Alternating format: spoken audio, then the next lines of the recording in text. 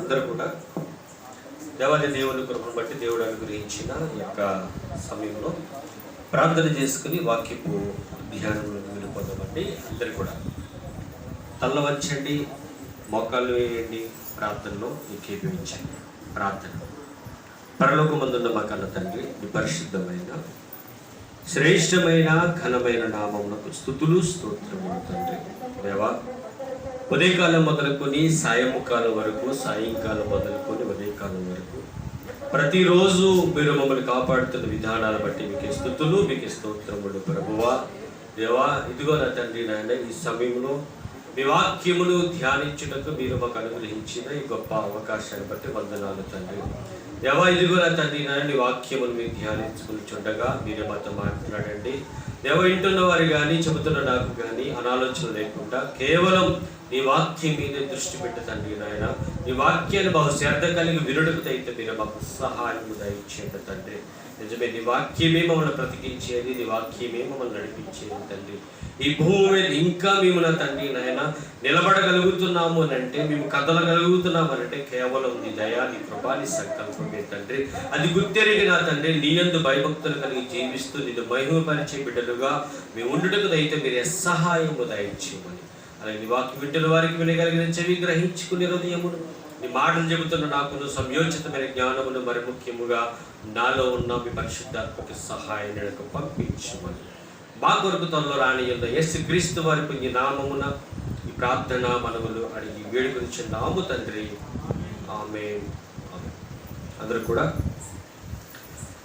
దేవాది దేవుని యొక్క మహాకృపను బట్టి యొక్క మధ్యాహ్న కాల సమయంలో దేవునిని ఆరాధించుకున్నటకు దేవుడు మనందరికీ అనుగ్రహించిన ఈ గొప్ప సదవకాశాన్ని చాలా జాగ్రత్తగా మనం ఉపయోగించుకుందాము. ఎందుకంటే దేవుడు సమయమును వ్యర్థము చేయొద్దు అంటున్నారు.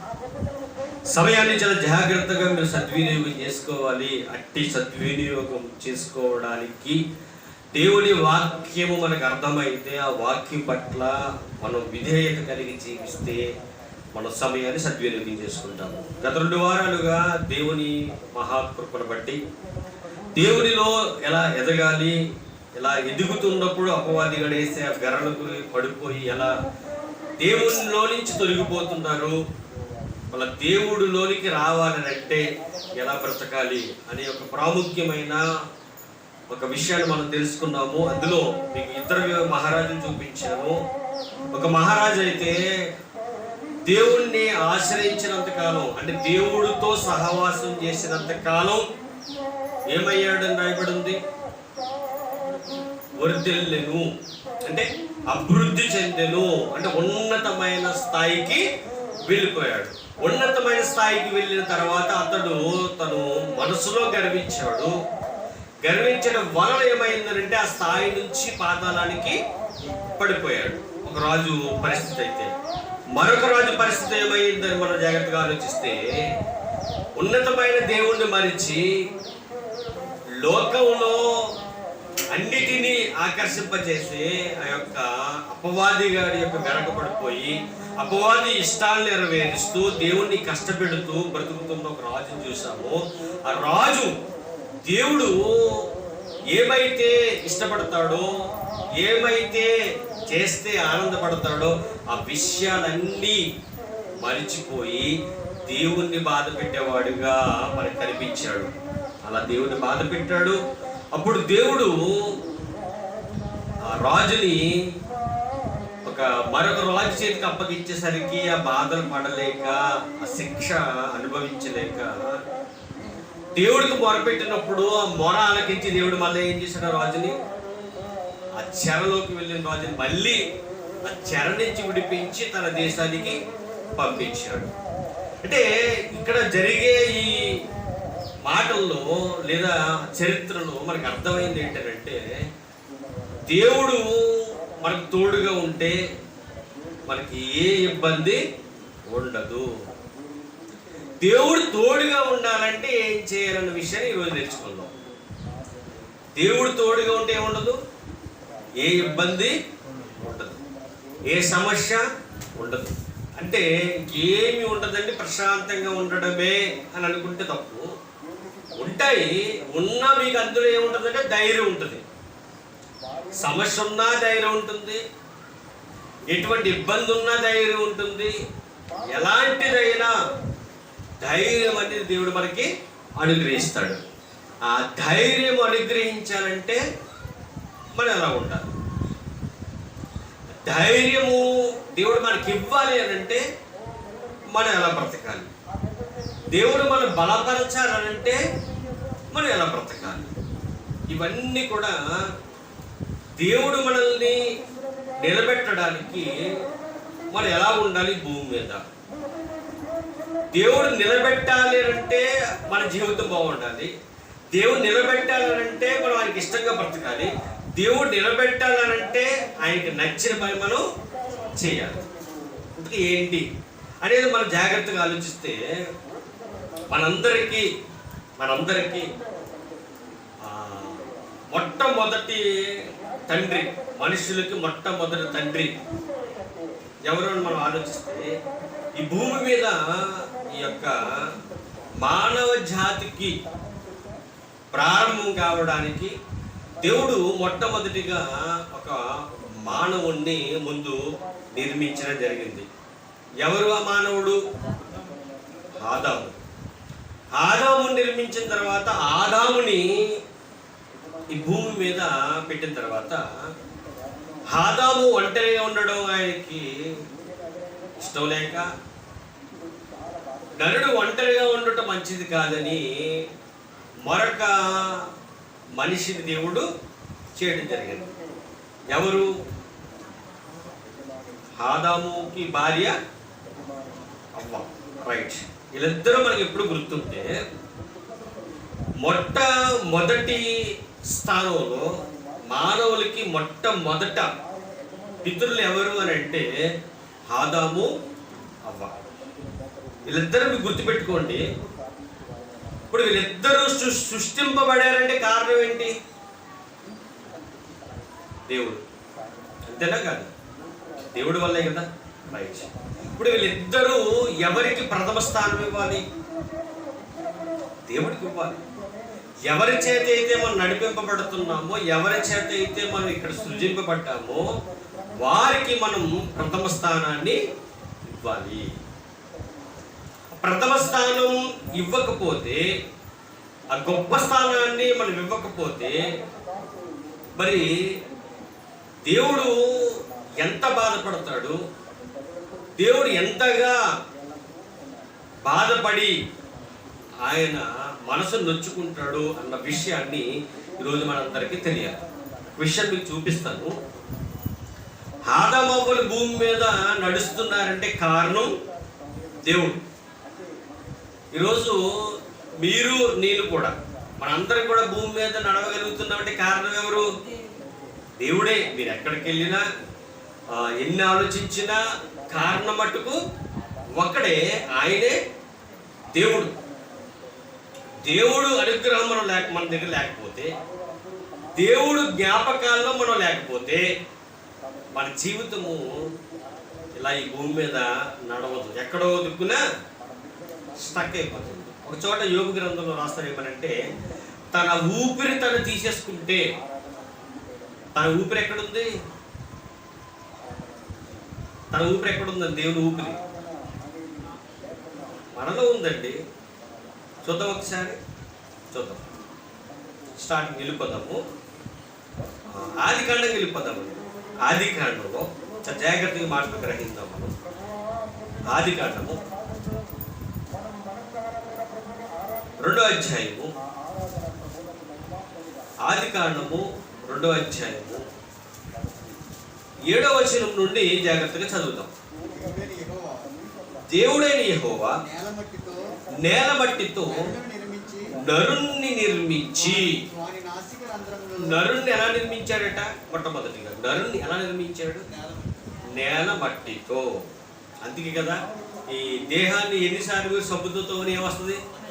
మట్టే వస్తుంది. శుభ్రంగా నేను ఒక ట్యాంక్ నీళ్ళు తానం చేసేసానండి, ఇంక సబ్బు ఇంకేమి రాదండి, మట్టి రాదని చెప్పి మళ్ళీ చేతి మీద చెయ్యి కలిపితే మళ్ళీ మట్టే వస్తుంది. నువ్వు ఎన్నిసార్లు సబ్బు పెట్టుకుని, ఎన్ని లైఫ్ బాయ్లు, ఎన్ని చింతాలు పెట్టుకుని వచ్చినా, ఎలా చేసినా మళ్ళీ నడిపేటప్పటికీ మట్టే వస్తుంది. అంటే దేవుడు నేల మట్టితో నరుణ్ణి చేసాడు. తర్వాత వాని నాసిక రంధ్రములలో జీవ వాయువును ఊదగా నరుడు జీవాత్మ ఆయను. ఎక్కడి నుంచి ఊదాడు దేవుడు? తనలోంచే ఊదాడు. ఎవరికి? నరునికి జీవవాయువు ఊదిన తర్వాత ఏమయ్యాడు అతను? జీవ ఆత్మాయను. ఇప్పుడు ఇదే మాట మనం ఆలోచిస్తే, ఆయన ఒక్కసారి ఊదిన వాయువును లాగేసుకుంటే ఏమవుతుంది? చాలా చక్కగా రాస్తాడు యోగ గ్రంథంలో, చూపిస్తున్న తర్వాత మీకు. తను వాయువుని అతను తీసేసుకుంటే మనం ఏమవుతామనంటే అందరూ కూడా శవాలుగా మారిపోతారు. అంటే ఇంక మనం చెప్పవలసింది ఏంటంటే దేవుడే నన్ను నడిపిస్తున్నాడు, దేవుడే నన్ను బ్రతికిస్తున్నాడు, ఆయన లేకపోతే నేను లేను. ఆ మాట ప్రతి ఒక్కరూ ఒప్పుకోవాలి. రైట్. అయితే ఇక్కడ మనకు అర్థం కావాల్సింది ఏంటంటే, ఇప్పుడు మనం నడుస్తున్నామనంటే కేవలం దేవుడు కారణము. ఇంకా నాలో నాకు ప్రథముడు ఎవడయ్యానంటే నేను వాళ్ళని వీళ్ళని లోకంలో ఉన్న వారిని కాదు. నాకు ప్రథమ స్థానం నేను ఎవరికి ఇస్తానంటే నా దేవుడికే ఇస్తాను. ఇవ్వాలి కూడా. రైట్. ఇక్కడ ఒక మాట మనం జాగ్రత్తగా పరిశీలన చేసినప్పుడు ఈ ఆదాము వల్లే ఎవరికి ప్రథమ స్థానాన్ని ఇచ్చారో చూద్దాం. ముందు చూసే ముందుగా మరొక విషయాన్ని బైబిల్ గ్రంథంలో మనకి దేవుడు చూపిస్తున్న మాట ఏంటంటే, ఈ లోకంలో పాపము చేయని వాడంటూ ఎవడు కూడా లేడు. ప్రతి మనిషి కూడా పాపము చేసి దేవుడు అనుగ్రహించు ఆ మహిమను పొందలేకపోతున్నాడు. అంటే పాపము చేయని వాడు ఎవడు ఉండడు. అయితే ఒక మాట చెప్తున్నాడు. సామెతల గ్రంథము 28వ అధ్యాయం 13వ వచనం చదువుదాం ఒకసారి. పాఠంలో వెళ్దాము. ఇలా ముందుగా మొట్టమొదటిగా సామెతల గ్రంథము 28వ అధ్యాయము 13వ వచనం. ఇక్కడ ఏమని రాయబడి ఉంది అని మనం జాగ్రత్తగా ఆలోచించగలిగితే చూడండి, అతిక్రమమును దాచిపెట్టువాడు వర్ధిల్లడు, వాటిని ఒప్పుకొని విడిచిపెట్టువాడు కనికరం పొందును. అంటే అతిక్రమము అన్నాడు ముందు లైన్లో, అంతే కదా. అతిక్రమము దాచిపెట్టేవాడు వర్ధిల్లడు. అతిక్రమం అనగా పాపము చేయడం. ఆ పాపమును ఎవరైతే దాచిపెడతారో వారు ఏం చేయరట? వారు ఏమవరట? వర్ధిల్లరట. చూడండి, పాపం చేసి నేను పాపిని కాదు, నేను పాపం చేయలేదు అంటే అలా అనుకునేవాడు ఎవడు కూడా వర్ధిల్లడట. కానీ ఏం చేయాలట? దాన్ని ఒప్పుకోవాలి. ఎక్కడ ఒప్పుకోవాలి? మనుషులు ఎదుట ఒప్పుకోవాల్సిన అవసరం లేదు. దేవుని ఎదుట మోకరించి అయ్యా నేను పాపం చేశానని ఒప్పుకోవాలి. ఒప్పుకుంటే కనికరాన్ని పొందుకుంటాడు.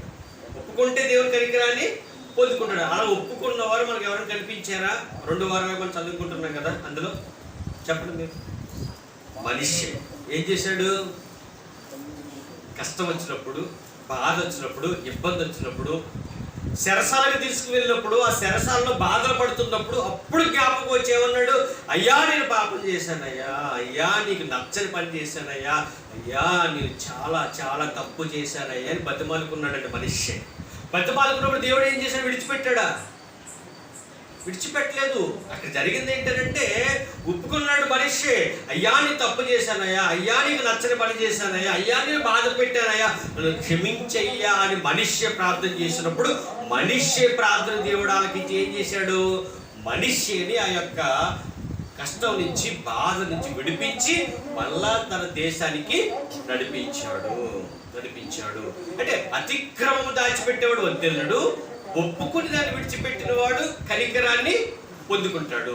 కిందకు మాట చూడండి, 34వ వచనంలో, 14వ వచనంలో, 14వ వచనం చూడండి. నిత్యము భయం కలిగి ప్రవర్తించువాడు ధన్యుడు.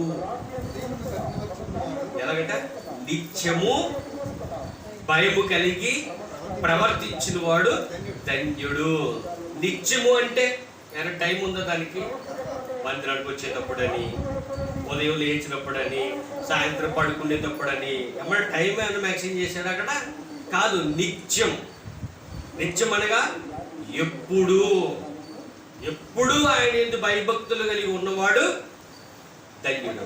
మనకి ఎప్పుడు భయం ఉంటుంది? మనకి ఎప్పుడు భయం ఉంటుంది చెప్పండి? ఎప్పుడు భయం ఉంటుంది అని అంటే ప్రార్థనకి వెళ్ళేటప్పుడు ఉంటుందేమో, లేదా ఏదైనా కీడు మన మీదకి వచ్చేటప్పుడు భయం ఉంటుందేమో, ఏదైనా ఇబ్బంది కలిగేటప్పుడు భయం ఉంటుందేమో, ఏదో మనం కోరుకున్న కోరిక అవలేనప్పుడు మన మీదకి అనేకమైన కష్టాలు, బాధలు, ఇబ్బందులు, సమస్యలు వచ్చేటప్పుడు అప్పుడు భయం ఉంటుందేమో. వారు ధన్యులు కాదట. ఎవరట ధన్యులు? చెప్పండి మీ నోటితో ఒకసారి. ధన్యులు ఎవరయ్యా అని అడిగితే, నిత్యము యెహోవా యందు భయభక్తులు కలిగి ఉన్నవాడు ధన్యుడు. ఓకేనా? రైట్. ఇప్పుడు ఆదాము వాళ్ళు నిత్యము భయభక్తులు కలిగి ఉన్నారా? చూద్దాం ఒకసారి. అసలు ఆదామవ్వల్ని మొట్టమొదటిగా దేవుడు ఎంత ప్రత్యేకంగా చేశాడో మీకు అర్థం కావాలి. మామూలు కాదండి. అసలు వాళ్ళు కష్టపడే పని లేదండి. అసలు వాళ్ళు ఏంటంటారండి, పొయ్యి పెట్టి పొయ్యిలో పుల్లలు పెట్టి వండే పని ఉందో చెప్పండి వాళ్ళకి? లేదు. ఎంత చక్కగా వాళ్ళు బ్రతకొచ్చంటే ఒకసారండి ఆదికాండానికి అక్కడి నుంచి వెళ్దాము. మన జీవితాలు కూడా దేవుడు ఎలా ఉండాలని ఆశపడుతున్నాడో ఇక్కడ మనకు అర్థం కావాలి. ఒకసారి వాళ్ళతో మాట్లాడుతూ దేవుడు అంటున్నాడు, ఆదికాండము మొదటి అధ్యాయం దేవుడు సంకల్పం ఏంటి చూద్దాం. 26వ వచనం కానించి. ఆదికాండం మొదటి అధ్యాయం 26వ వచనం కానించి. దేవుడు తన స్వరూపమందు మన పోలిక చప్పున నరులను చేదుము. దేవుడికి ఎటువంటి కోరిక ఉందట? చూడ, కోరికే చాలా గొప్పది కదండి. తన పోలిక చప్పున నరులను చేదుము. వారు సముద్రపు చేపలను, ఆకాశ పక్షులను, పశువులను, సమస్త భూమిని, భూమి మీద పాకు ప్రతి జాతు ఏలుదురు కాకని పలికెను. అసలు దేవుడు ఆలోచన ఎలా ఉంది చెప్పండి ఒకసారి. నా పిల్లలు ఎలా ఉండాలి? నా పోలికగా ఉండాలి. రెండోది ఏంటంటే వారు సముద్రపు చేపలను, ఆకాశ పక్షులను, పశువులను, సమస్త భూమిని, భూమి మీద ప్రాకు జంతువులను ఏలుదురుగా పలికినట్ట. ఏలుదురు అంటే ఏలడం అంటే రాజులు. నా పిల్లలు ఎలా ఉండాలి? రాజులుగా ఉండాలి. ఆనాటి సంకల్పమేనా అయింది, ఇప్పుడు కూడా అంతేనా? ఇప్పుడు అంతే. ఎప్పుడు నా పిల్లలు ఎలా ఉండాలి? రాజులుగా ఉండాలి, ఏలేవారిగా ఉండాలి, గొప్పవారిగా ఉండాలి. దేవుడి యొక్క ప్రణాళికలో మనం అందరూ ఎలా ఉండాలంటే రాజులుగా ఉండాలి. తర్వాత కిందకి 28.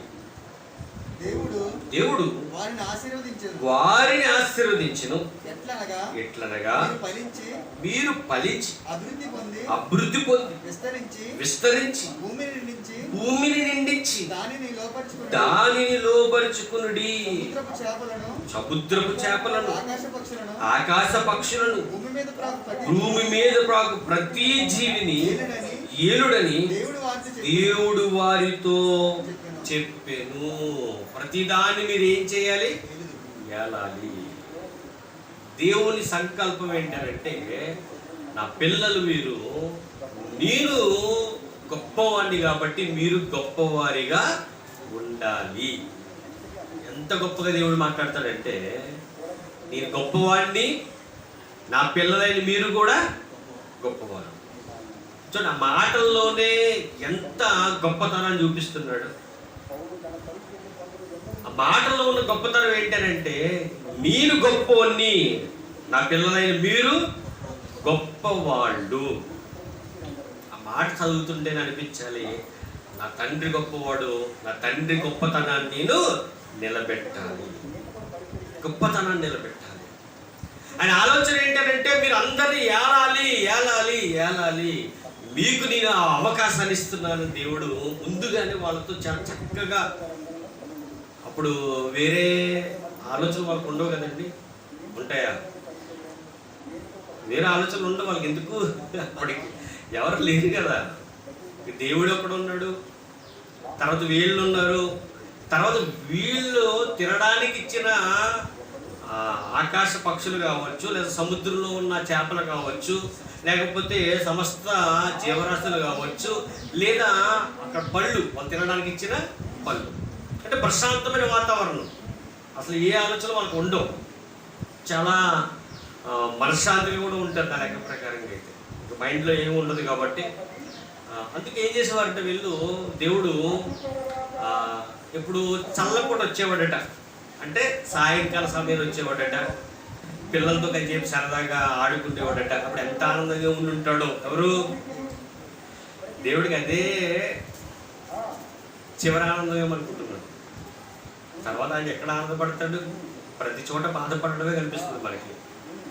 ఆయన అంత గొప్ప ఆనందాన్ని పొందుకుంటున్నాడు. పిల్లలు కూడా ఆనందంగా ఉన్నారు, పిల్లలు కూడా ఆనందంగా ఉన్నారు, దేవుడు కూడా ఆనందంగా ఉన్నాడు. అలా ఆనందమైన ఒక పరిస్థితి అక్కడ ఉంది. ఎక్కడ? ఏదోని తోటలో. ఏదేని తోటలో ఆనందకరమైన వాతావరణం ఉంది, సంతోషకరమైన వాతావరణం ఉంది. జాగ్రత్తగా ఆలోచించండి. సంఘంలో కూడా సంఘం అంతా కలిసి దేవుని ఆరాధించామనుకోండి, ఎలా ఉంటుంది? ఆనందం, సంతోషం, అంతే కదా. ఈ ఆనందం సంతోషంగా మనం ఉంటాం కదండి. ఇక్కడ మనం ఉంటే ఆటోమేటిక్గా ఈ సంఘం చూసేవారికి ఆనందం. దేవుడికి ఒక్కటి మీరు ఆలోచించండి, ఎప్పుడు కూడా సంఘం అందరూ ఉండాలి, అందరూ ఉండి ఆరాధిస్తే బాగుంటుందని ఎందుకంటామంటే, సంఘం అంతా ఉండి ఆరాధన చేసేటప్పుడు ఈ సంఘాన్ని చూసిన దేవుడు చాలా ఆనందపడతాడు, ఆయన సంతోషిస్తాడు. ఆయన ఆనందపడే పని, సంతోషపడే పని మనం చెయ్యాలి. మనం అంతకంటే ఇంకేమీ చేసినా ఇంకేమీ ఉండదు. కానీ మనం ఆనందంగా ఉండడం, సంఘంలో వాక్యానుసారంగా బ్రతుకుతూ ఆనందంగా ఉండడం, ఆనందం దేవుడికి ఆనందం. ఇక్కడ ఏదైనా తోటలో ఆనందంగా ఉన్నారట, చాలా చక్కగా ముందుకి కొనసాగుతున్నారట. ఈ ఆనందాన్ని చూస్తున్నాడు ఒకడు. ఎవరు? అపవాది. మీరు బాగా ఆలోచించాలి. మనందరం కలిసి దేవుని ఆరాధించడం అనేది చాలా ప్రాముఖ్యమైనది. అది జరుగుతూ ఉండగా దీన్ని కట్ చేయాలని చెప్పేసి అపవాది గడు ఎన్నో ప్లాన్లు వేస్తూ ఉంటాడు. మీరు అది గుర్తెరగాలి. అపవాది గడి ప్లాన్ ఎప్పుడు ఎలా ఉంటుందంటే, సంఘం అంతా కలిసి ఉండడానికి వీల్లేదు, సంఘంలో ఉన్న సహోదరులు ఎలా ఉండకూడదు, కలిసి ఉండకూడదు. ఉండడం వల్ల నష్టం ఏంటంటే, వాడి కోరిక నెరవేరదన్నమాట. వాడు అనుకున్న ఆలోచనలు నెరవేరు, వాడు ఏదైతే అనుకుంటున్నాడో అది జరగదు. ఇది జాగ్రత్తగా మనం ఎవరు గుర్తించాలంటే, సంఘంలో ఉన్న వారందరూ గుర్తించాలి.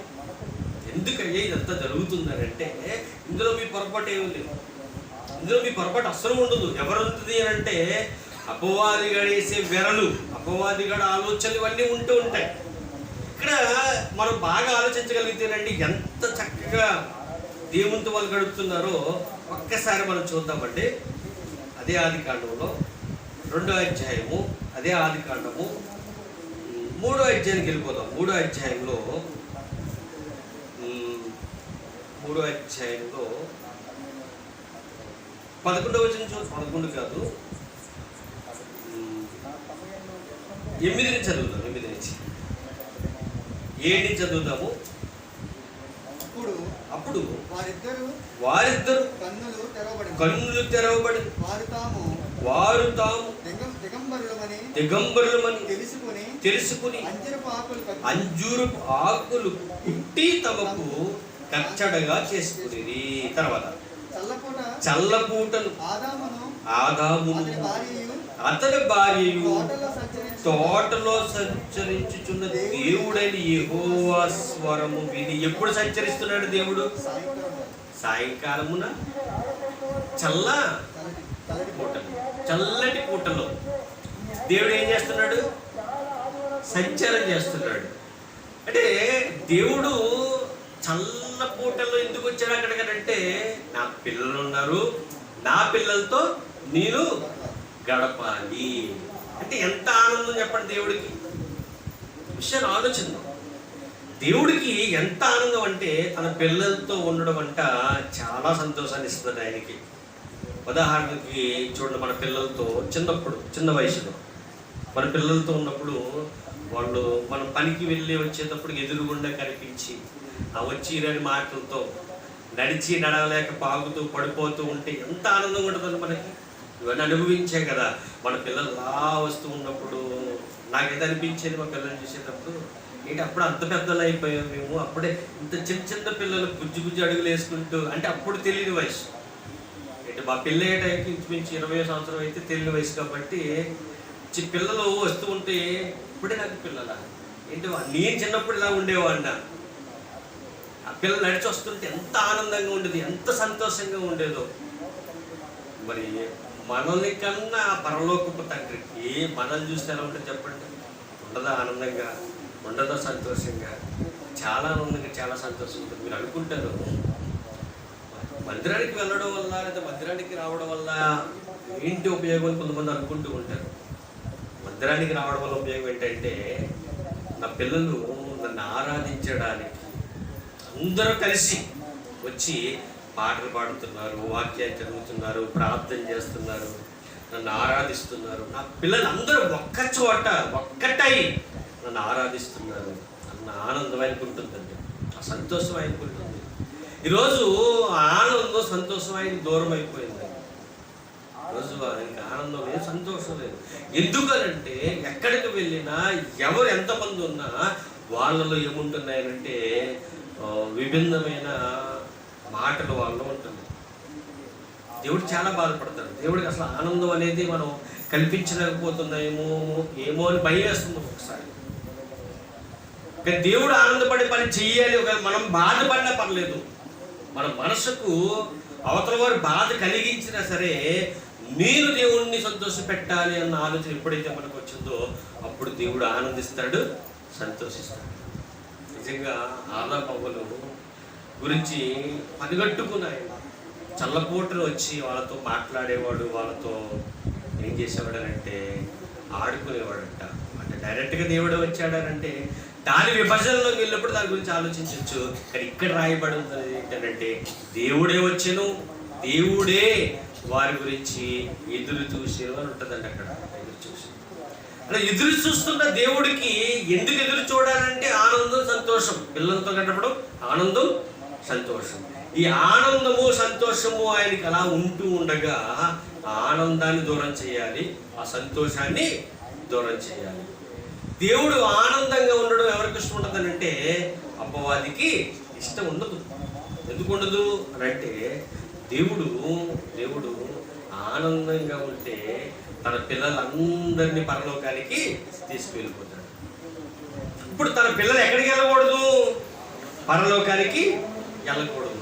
ఎక్కడికి వెళ్ళాలంటే పాతాళానికి రావాలంటే నన్ను ఆ దేవుడు తోచేసిన చోటికే వాళ్ళు కూడా రావాలి. ఇంతకీ అపవాదిగాడు ఎలా తయారయ్యాడంటే, ఎలాగో తయారయ్యాడు మనం బాగా ఆలోచించగలిగితే, ఎలా తయారయ్యాడు ఎందుకు అపవాదిగాడు, దెయ్యగాడు ఎలా వచ్చేసాడు భూమి మీదకి అని మనం ఆలోచిస్తే, ఆ అపవాది ఒకప్పుడు ఒక దేవదూత. తెలుసా మనకి ఏమైనా? అపవాది ఎవరట? దేవదూత అండి, ప్రధాన దూతట. దేవుని యొక్క పరలోకమందు దేవుని దూతలతో, అంటే దేవుడి పక్కన ఉన్న దూతలతో పాటు ఒక ప్రధాన దూతే అపవాది. ఆ ప్రధాన దూత ఏమనుకున్నాడనంటే ఒకప్పుడు దేవునితో సమానంగా ఉండాలి అన్న ఒక ఆలోచన అపవాదికి, అంటే ఆ ప్రధాన దూతకి రావడం జరిగింది. అది గుర్తెరిగిన దేవుడు ఏం చేశాడంటే, ఈ దూత ఇక్కడ ఉండే వాళ్ళు అందరూ ఏమవుతారు, వాడైపోతారు అని అతన్ని కిందకి తోయడం జరిగింది. అతడు ఆ యొక్క పాతాళంలోనికి వెళ్ళిపోయాడు. అక్కడ అతనికి దేవుడు ఇచ్చిన శిక్ష కొన్ని సంవత్సరాలు ఆ యొక్క బిలాములో ఉండడం అనేది జరిగింది. అపవాది అలా పుట్టుకొచ్చాడు. అంటే గర్వం. అపవాది ఎలా పుడతాడంటే గర్వంతో. ఆ గర్వమే వాడు అపవాదిగా చేసింది, అపవాదిగా మారిపోయాడు. అప్పటి నుంచి వాడు ఏమనుకుంటున్నాడంటే, నాతో పాటు దేవుని పిల్లలుగా ఉన్న వారందరూ నాతో పాటు పాతాళంలోనికి రావాలి అని పనిగట్టు కూర్చున్నాడండి.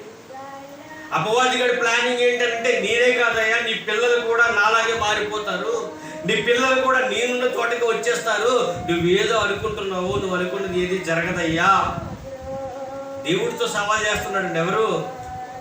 అపవాది. దేవుడితో సవాల్ చేస్తున్నాడు.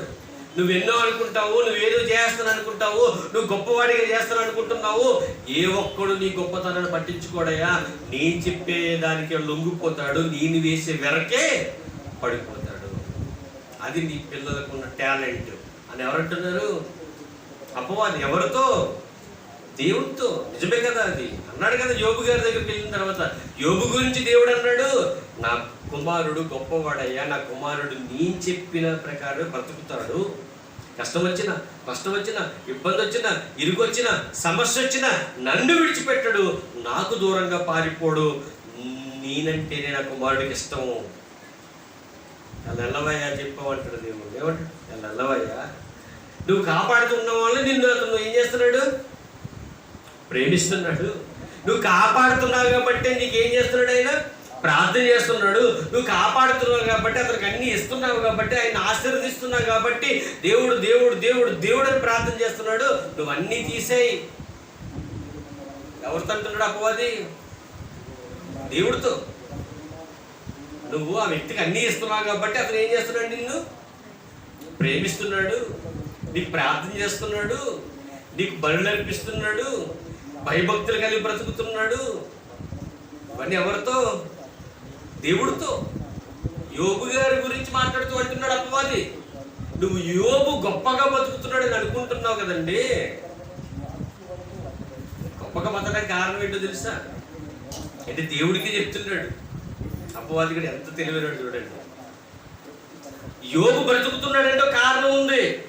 నువ్వు అతన్ని కాపాడుతున్నావు, అతనికి అన్ని ఇస్తున్నావు కాబట్టి అతను రోజు ప్రార్థన చేస్తున్నాడు, రోజు బలి అర్పిస్తున్నాడు.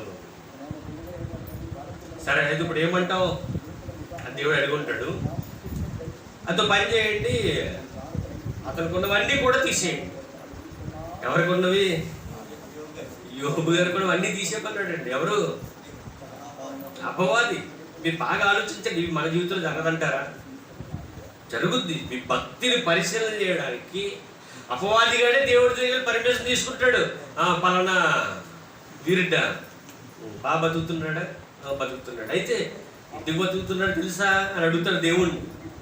అప్పుడు ఏమంటాడు అపవాది? చెప్పవయ్యా అని అడిగితే, నువ్వు అన్నీ ఇస్తున్నావు, ఆయనకి అన్నీ అనుగ్రహిస్తున్నావు, ఆశీర్వాదాలు ఇచ్చావు, అన్నీ బాగున్నాయి, ఒక్కసారి వాళ్ళ ఇంటిలో కొన్ని వాటిని తీసేయానికి. ఎవరికి? భక్తిగా బతుకుతున్నాడు అన్నావు కదా, వీరెడ్డికి తీసే అన్నాడు అనుకోండి. దేవుడు ఏమంటాడు? వద్దంటాడా? నన్ను పరిశీలించడానికి దేవుడు మరి అపవాదికి అవకాశం కూడా చెప్పండి ఇస్తాడు. ఎందుకు? అక్కడ నా భక్తి ఏంటో తెలియాలి కాబట్టి. అది చెప్తున్నాను మీకు. ఇప్పుడు ఇంత గొప్పగా మనం బ్రతుకుతున్నాము, దేవుడి యొక్క భయభక్తులు కలిగి బ్రతుకుతున్నాము. మనకి ఏదైనా సమస్య రావచ్చు అన్నో చెప్తున్నాను మీకు. పిల్లల ద్వారా సమస్య రావచ్చు, ఆర్థికంగా సమస్య రావచ్చు, కుటుంబస్తుల ద్వారా సమస్య రావచ్చు. ఈ సమస్య ఎందుకు వస్తుందంటే నువ్వు భక్తితో ఉన్నా కూడా రావచ్చు. ఎందుకు? పరీక్ష జరుగుతుంది. అక్కడ పరీక్ష జరుగుతుంది. అపవాదిని అడిగాడట, ఒక్కసారి మీరు ఆయన దగ్గర ఉన్న తీసేయండి. మీకు ప్రార్థన చేస్తారు కదా, ఇప్పుడు గంటకోసారి ప్రార్థన లేదు అంటున్నాడుగా మందిరంలోని. ఆ ప్రార్థన ఏమి ఉండదు, ఇంకా మాట చెప్పడు, ఒకసారి తీసే ఉన్నకాడ అక్కడ అడుగుతాడు. అప్పుడు దేవుడు ఏమిస్తాడంటే పర్మిషన్ ఇస్తాడు, గ్యారంటీ. ఎందుకు? నన్ను పరీక్షించాలిగా. నాకంటారని నన్ను అనుకుంటున్నారేమో, మిమ్మల్ని కూడా అలాగే అడుగుతాడు. భక్తి చూస్తాను. అడిగినప్పుడు మీరు ఏం చేయాలంటే మీకు అర్థమైపోద్ది, నేను ప్రార్థన చేస్తున్నాను, పాటలు పాడుతున్నాను, వాక్యం చదువుతున్నాను, వాక్యానుసారంగా బ్రతుకుతున్నాను, దేవుడికి నచ్చిన బ్రతుకుతున్నాను, అయినా నాకు సమస్య వస్తుంది ఏంటంటే ఒక పరీక్ష. ఆ పరీక్షలో మనం గెలవాలి. యోబు గెలిచేశాడు, తీసేశాడు, అన్ని తీసేశాడు, బిడ్డలతో సహా తీసి పడేశాడండి అపవాదిగాడు. బిడ్డలతో సహా. పిల్లలు కూడా ఎవ్వరు లేరట, అందరూ చచ్చిపోయాడు, ఆస్తులు ఏమీ లేవట, అన్ని పోనీయట. ఇంక ఒంటరిగా మిగిలిపోయాడు. భార్య ఒక్కతే ఉంది. భార్య వచ్చింది. ఏమంది భార్య? ఏంటయ్యా ఇంకెలా బ్రతుకుతున్నాను? అప్పటికి రెండోసారి కూడా తీసుకుంటాడు. ఎవరు? అపవాది దేవుని దగ్గరికి వెళ్ళి అన్నీ పోయాయి, ఇంకా నా యోగు బాగున్నాడు కదా అని అడుగుతాడు దేవుడు. ఎవరితో? అపవాదితో. నువ్వు అన్నీ తీసేయమన్నావు, అన్నీ తీసేశాను, ఆస్తి తీసేశాను, అంతస్తులు తీసేశాను, పిల్లల్ని తీసేసుకున్నాను, ఏమి లేవు కదా ఇంకా, అయినా నన్ను ఏమల్ని చూసావా? దేవుడికి మహిమ కలుగుగాక అంటున్నాడు యోబు. అంటే అదేంటయ్యా అలాగంటావు? నువ్వు అన్నీ తీసేసావు, కానీ అతను నిన్ను స్తుతించడానికి అతనిలో అనారోగ్యం అనేది ఏమీ లేదు, ఆరోగ్యంగా ఉన్నాడు, శారీరకంగా బాగుంది, అన్ని సంపాదించుకోవచ్చు కదా, నాకు ధైర్యం ఉంది ఆయనకి. ఆ శరీరాన్ని కూడా బాడీ చేసాయి. అప్పుడు చూడు అంటాడు, దేవుడు లేడు, ఎవడో లేడని చెప్పేసి నీ ముఖం మీదే అంటాడని చెప్పేసి అపవాదిగడు మళ్ళీ అనడం జరుగుతుంది. ఇప్పుడు దేవుడు అంటాడు, సరే వెళ్ళు, ప్రాణం ఒకటి తప్ప ప్రతీది నీ వసాన్న పెట్టేశాను, ప్రాణం తీయడం నీ పని కాదులే కానీ. అప్పుడు ఏం చేస్తాడంటే మొత్తం యోబు అరికాల మొదలుకు నన్నెత్తి వరకు కూడా మొత్తం ఏం చేస్తాడు? నాశనం, పురుగులు ఇంకా నానా మొత్తం శరీరం అంతా పాడైపోద్దండి. ఎవరి శరీరం పాడైపోద్ది? యోబు గారిదండి. శరీరం అంతా పాడైపోయినప్పుడు ఒకే ఒక మాట అంటాడంటే ఆయన, ఆ శరీరం అంతా పాడైపోయినప్పుడు ఏం చేసే పరిస్థితుల్లో ఆయన లేనప్పుడు భార్య వస్తుంది దగ్గరికి. భార్య వచ్చి ఏమంటే చెప్పండి, మీ అందరికీ తెలుసు కదా యోబు గారి గురించి. భార్య ఏమంటది? అప్పటికి ఇంకా ఈయన ఏం చేస్తున్నాడంటే యోబు గ్రంథంలోకి వెళ్దాం ఒకసారి ఆయన పరిచయం చేసుకుని అనుకుందాం. యోబు గ్రంథంలో మాటలు మనం జాగ్రత్తగా పరిచయం చేసినప్పుడు మన జీవితాల్లో కూడా దేవుడు మనతో ఏం మాట్లాడబోతున్నాడు అన్న విషయాలు మనకు అర్థం కావాలి. యోబు గ్రంథం మొదటి అధ్యాయం ఆ చివరి మాటలో ఆయన అన్న మాట చూద్దాము. యోబు గ్రంథము మొదటి అధ్యాయము 21వ వచనం. నేను నా తల్లి గర్భంలో నుండి దిగంబరినే వచ్చి దిగంబరినే అక్కడికి తిరిగి వెళ్ళి యెహోవా ఇచ్చును, యెహోవా తీసుకుని పోయెను, యెహోవా నామమునకు స్తుతి కలుగునుగాక.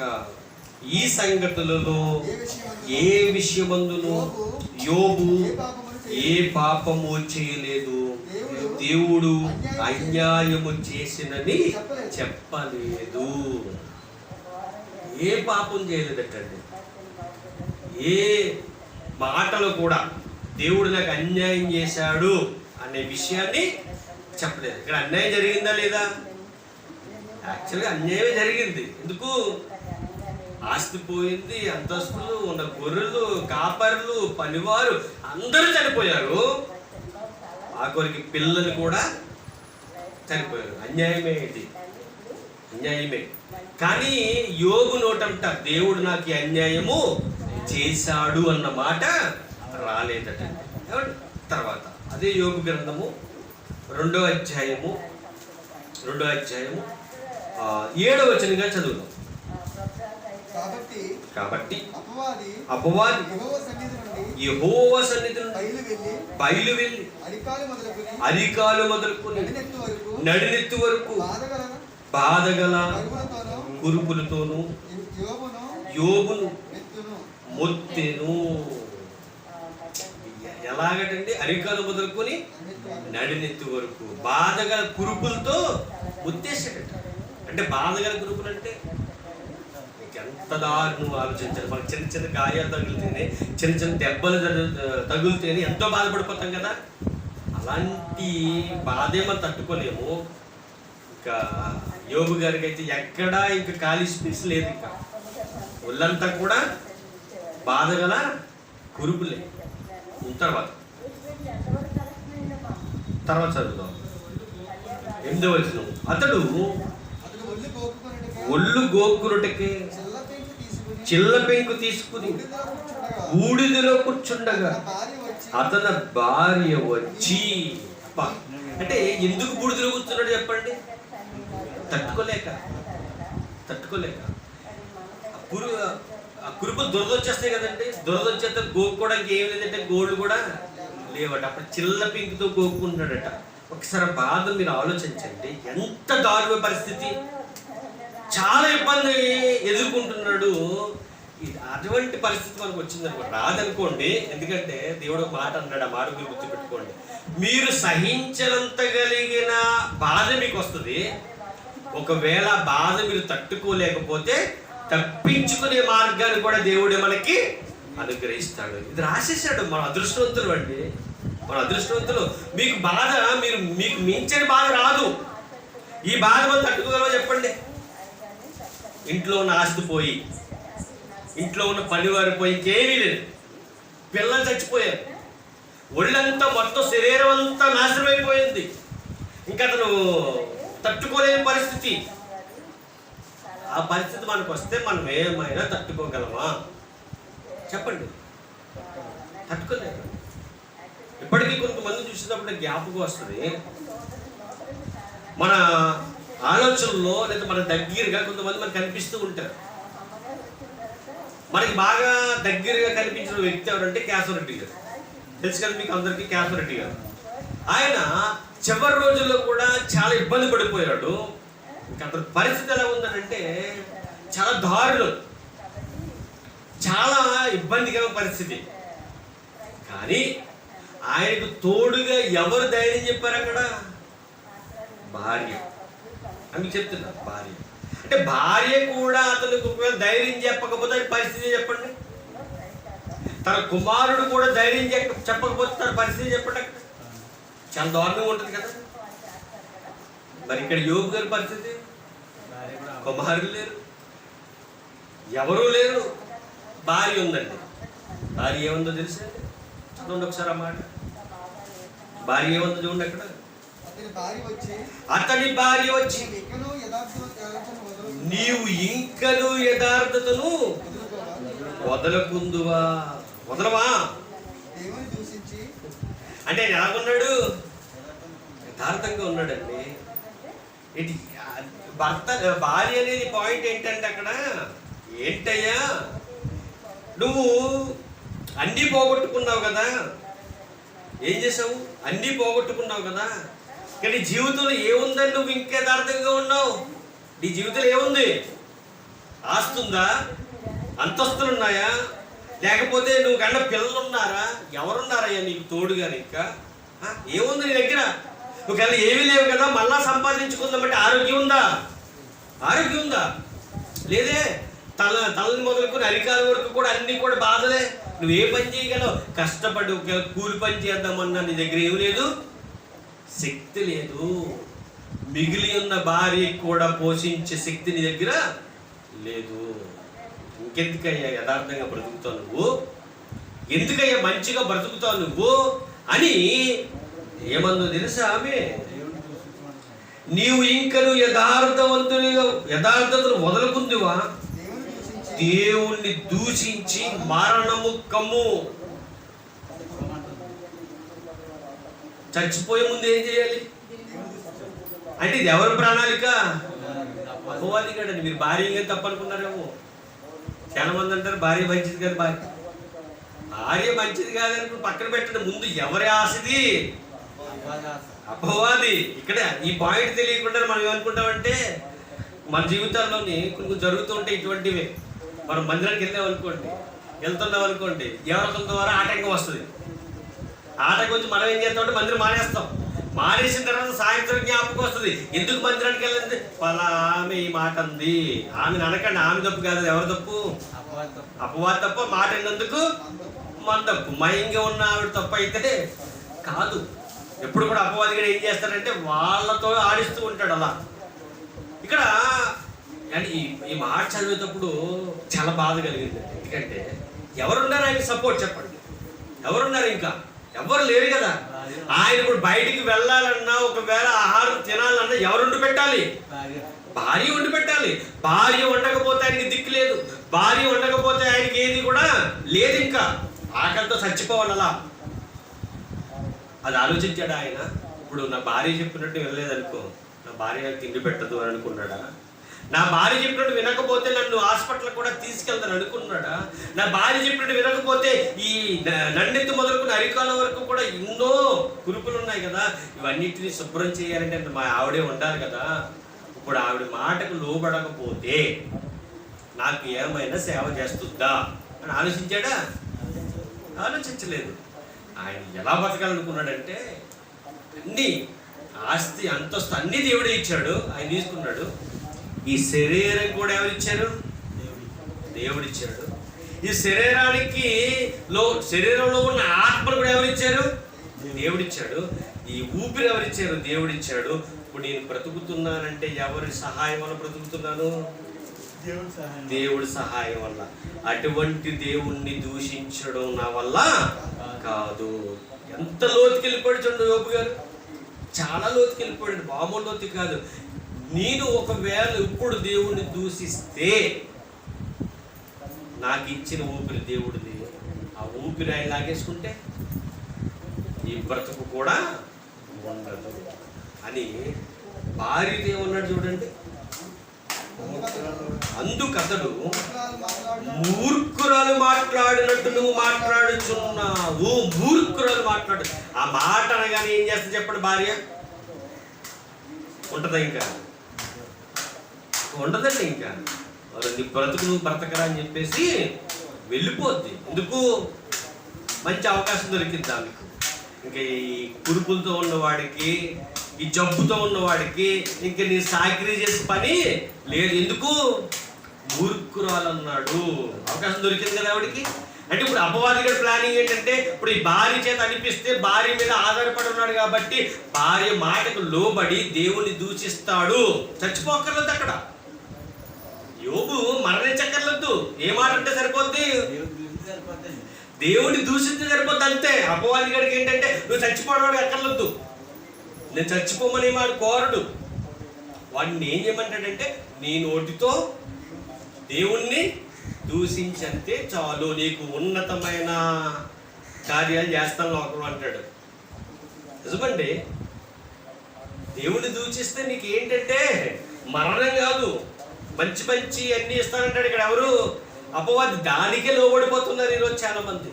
దాని గురించి ఆలోచిస్తున్నారు, దాని గురించే వాళ్ళు ఎక్కువ పోరాట పడుతున్నారు కూడా. యోబు అయితే దాన్ని పట్టించుకోలేదు. వద్దు, నాకు ఇవన్నీ వద్దు, నా దేవుడు నాకు ఇచ్చాడు. చూడండి ఏమంటాడు చూడండి. మూర్ఖురాల్లో మాట్లాడుతున్నావు ఏంటని చెప్పి చూడండి, మనందరితో మాట్లాడుతున్న మాట. మనము దేవుని వలన మేలు అనుభవించదమా, కీడును మనం అనుభవింప తగదా అని ఈ సంగతులలో ఏ విషయమందును యోబు నోటి మాటతోనైనను పాపము చేయలేదు. యోబు గారిని బట్టి మనకి ఏమర్థమైంది ఇక్కడ? అసలు మాట వల్ల కాదా, చేత వల్ల కాదా, మనసులో కూడా. ఇక్కడ మాట మీరు గ్రహించాలి. పైకి మనం ఎన్నెన్నో చెప్తాం, మనసులో ఏదో ఉంటుంది కదా. ఇక్కడ యోబు గారు అన్నీ చెప్పాడు, మనసులో వేరే ఉద్దేశం ఉందనుకోండి, దేవుడు రాయిస్తాడన్నమాట. ఎందుకని? దేవుడికి మన హృదయ అంతరంగంలో మనం ఏం మాట్లాడతామో, ఏం అనుకుంటామో అన్ని గ్రహించగలిగిన దేవుడు. ఎప్పుడు గుర్తుపెట్టుకోండి. మన పైకి ఏమన్నా సరే మన లోతుల్లో ఏముందో కూడా ఆయన తెలుసు. ఉదాహరణకు ఇంకొక మాట కూడా జ్ఞాపకం చేస్తాను. ఇక్కడ యోబు గారు తన భార్యతో అన్న మాట ఏంటంటే, మనం మేలే అనుభవించామా, కీడు అనుభవించే తగదా అని చెప్పి ఏ విషయంలో కూడా పాపం చేయలేదని రాయించేశాడు ఇక్కడ. ఓకేనా? రైట్. మీకు బాగా తెలిసిన ఒక విషయమే అది. అబ్రహాము గారు, మీ అందరూ తెలుసు కదా. అబ్రహాము విశ్వాసులకు తండ్రి. ఈ విశ్వాసులకు తండ్రి అయిన అబ్రహాము గారిని దేవుడు పరీక్షిస్తాడు. పరీక్ష అనేది ఎవరికైనా ఉంటుందండో, మీరు గ్రహించాలి. వాళ్ళకి కాదు, ఈరోజు మనకు కూడా పరీక్ష ఉంటుంది. ఓకేనా? రైట్. ఇప్పుడు అబ్రహాము గారికి చాలా పరీక్షలు జరిగాయి. ఇది చివరి పరీక్ష అనుకుంటా. ఆ పరీక్షలో దేవుడు ఏమంటాడంటే అబ్రహామా అని పిలుస్తాడు. అయ్యా అంటాడు, నువ్వేం చేయాలంటే నీకు ఇష్టమైన కుమారుణ్ణి ఏం చేయాలి? నీకు ఇష్టమైన కుమారుణ్ణి నాకు బలిగా అర్పించాలి. ఓకే? ఓకేనా? అర్థం మీకు తెలిసిన మాట ఆదికాండం. అక్కడికి వెళ్ళిపోతాం ఒకసారి. ఆదికాండం ఈ విషయాలన్నీ తెలుసుకుంటే తర్వాత మనం చెప్పుకునే మాటలు మనకు బాగా అర్థమవుతాయని నేను మీకు జ్ఞాపకం చేస్తున్నాను. ఆదికాండము,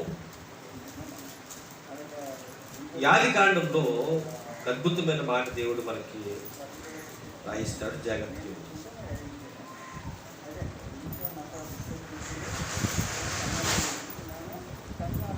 ఆదికాండము 25వ అధ్యాయం ఒకసారి.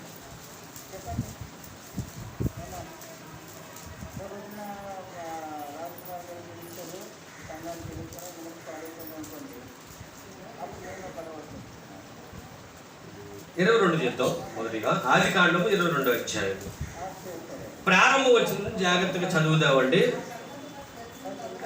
ఆ సంగతులు జరిగిన తర్వాత దేవుడు అబ్రహామును పరిశోధించి ఎట్లనగా, ఆయన అబ్రహామా అని పిలవగా అతడు చిత్తం ప్రభువా అనెను.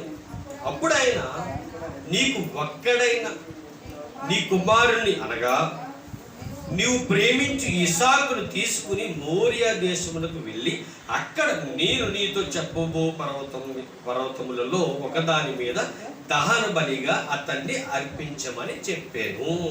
ఇది బాగా గ్రహించాలి. ఇక్కడ ఈ మాటలను మీకు ఎందుకు జ్ఞాపకం చేస్తున్నానంటే మీరు జాగ్రత్తగా వినాలి. దేవుడి కోరిక ఏంటి? దేవుడి కోరిక ఏంటి? మొట్టమొదటిగా ఆదికాండంలో చదివాం, మీరు ఈ ప్రపంచం మీద ఉన్న అన్నిటిని కూడా ఏలాలి, మీరు రాజులు అని ఆదామవ్వలకే దేవుడు చెప్పేశాడు. దేవుడి ఇష్టం ఏంటంటే, దేవుడికి నచ్చింది ఏంటంటే, దేవుడి మనుషులు మన మీద పెట్టిన భారం ఏంటంటే మీరు రాజులుగా ఉండాలి, మీరు అనేకులు ఏలాలి, మీరు రాజులు అని చెప్పాడు. రైట్. తర్వాత దాన్ని ఎలా తీసుకొస్తూ మనం ఎక్కడికి వెళ్ళామనంటే, ఆదామవ్వలు దేవుడితో గడిపిన క్షణాలు, ఆదామవ్వలు దేవుడితో గడిపిన క్షణాలు ఎంత బాగున్నాయి అంటే, ముందు నుంచి మనం ఈ మాట వింటే మనకు అర్థమయ్యేది. ఇప్పుడు లేట్గా వచ్చారు కాబట్టి వాళ్ళ గురించి కొన్ని మాటలు చెప్తున్నాం. ఆదికాండంలో మనం 2వ అధ్యాయంలో మనకు బాగా అర్థమైంది ఏంటంటే, చల్లపూట అంటే సాయంకాలమున చల్లపూట వేళలో దేవుడు వచ్చేవాడు. ఎందుకు? ఆదాము అవ్వలతో ఆడుకోవడానికి, పిల్లలతో తండ్రి ఆడుకోవడానికి వచ్చాడు. చాలా ఆనందపడేవాడు, చాలా సంతోషపడేవాడు. వాళ్ళతో గడిపే క్షణాలు ఆయనకి చాలా ఆనందాన్ని ఇచ్చేయట, చాలా సంతోషాన్ని ఇచ్చేయటండి. నిజమే. ఎందుకు?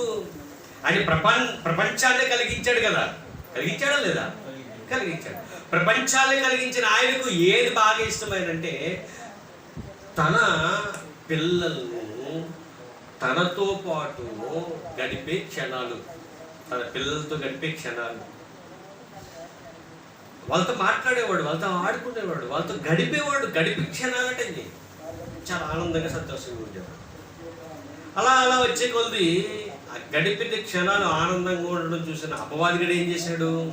వీళ్ళు ఆనందంగా ఉండడానికి వీల్లేదు, వీళ్ళు సంతోషంగా ఉండడానికి వీల్లేదు. అంటే దేవునికి వీళ్ళకి మధ్యన ఏదో ఒకటి పెట్టాలి. ఏం పెట్టాలి అంటే, దేవుడికి నచ్చంది ఏంటనంటే పాపం చేయడం. దేవుడికి నచ్చంది ఏంటనంటే ఆయన మాటలు అతిక్రమించడం. ఈ విషయం ఎవరికి బాగా తెలుసు? అపవాదికి బాగా తెలుసు. అందుకే అపవాది ఏం చేయడానికి ప్రయత్నిస్తున్నాడు వాళ్ళంటే, ఈ దేవుడి మధ్య ఆదామవ్వల మధ్య గొడవ పెట్టాలి, ఇప్పుడు చిచ్చు పెట్టాలి.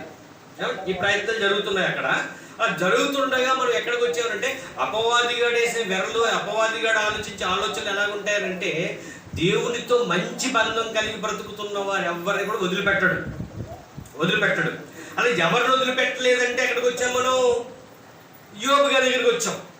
యోబు గారి దగ్గరికి ఎందుకు రావాలని అంటే, యోబు గారు చాలా గొప్పగా బతుకుతున్నారు దేవుడితో సహవాసం చేస్తూ.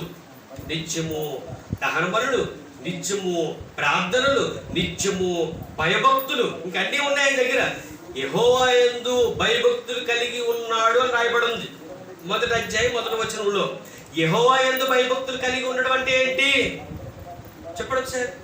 యెహోవా యందు భయభక్తులు కలిగి ఉండడం అంటే చెడుతనమును విడిచిపెట్టుట ఉంటుంది. మొదటి అధ్యాయం మొదలు వచ్చింది చదివితే మీరు చెడుతనమును విడిచిపెట్టుట. ఇప్పుడు చెడుతనము చేస్తే, చెడుగా ఆలోచిస్తే, చెడుగా బ్రతికితే, దేవుని మాట వెనకుండా బ్రతికితే మన మధ్య ఏమొస్తుంది? దేవుడి మధ్య భక్తుల మధ్య గ్యాప్ వస్తుంది. ఈ గ్యాప్ లో ఎవరు దూరేయాలి? అపవాది దూరేయాలి. అటువంటి గ్యాప్ రప్పించడానికి యోబు గారి మీద లేనిపోనివన్నీ తీసుకొచ్చి దేవుడితో చెప్పేసరికి దేవుడు ఏమన్నాడంటే, నువ్వెన్ని చెప్పు నా యోబు మట్టుకు యథార్థవంతుడు అన్నాడు. మీ మాటలు అనేయడం కాదండి, ఆయనకున్నవన్నీ తీసేయండి, అప్పుడు ఆయన యథార్థత చేయడం మీకు తెలుస్తుంది. తీసేసాడా లేదా? తీసేసాడు. కానీ యథార్థత అలాగే ఉంది. తర్వాత ఒంటి నిండా కురుపులు అన్నీ వచ్చేసాయి. ఆయన వదిలేడు, ఆయన యథార్థతను వదలలేదు. అక్కడ యోబు దేవుణ్ణి గెలిపించాడు. ఓకేనా? అంటే ఈ పరీక్షలో యోబు దేవుని గెలిపించాడు. అపవాది గాడు పాతాళానికి తొక్కువేయబడ్డాడు. ఇక్కడ మరొక పరీక్ష గురించి మీకు చూపిస్తున్నా. అది అబ్రహాము గారికి పరీక్ష. ఎవరికి పరీక్ష అండి? అబ్రహాము గారికి. అక్కడ యోబు గారు మనసులో కూడా ఏమనుకోలేదు అంటే క్లియర్గా మనకి అర్థమైపోయిందా లేదా? మనసులో కూడా ఏమనుకోలేదు. నిజంగా అదే నేను ఎప్పుడు ఆలోచిస్తాను. మన పైకి భక్తిగా బ్రతికేస్తాము, భక్తిగా మాట్లాడేస్తాము, భక్తిగా వాక్యం చెప్పేస్తాము. అసలు మనలో ఏముంది అనేది ఎవరు తెలుసు? దేవుడు తెలుసు కదా. అందుకే ఎప్పటికప్పుడు మనసుని సెట్ చేసుకోవాలి.